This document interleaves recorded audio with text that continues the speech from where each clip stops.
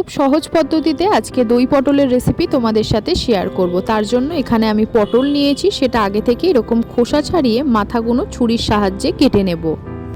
দই পটল বানানোর জন্য আমি কিছু মশলা নিয়েছি, যেমন পোস্ত নিয়েছি, চারমগজ, আদা, গোটা গরম মশলা, কাঁচা লঙ্কা। চারমগজের বদলে তোমরা কাজুও নিতে পারো।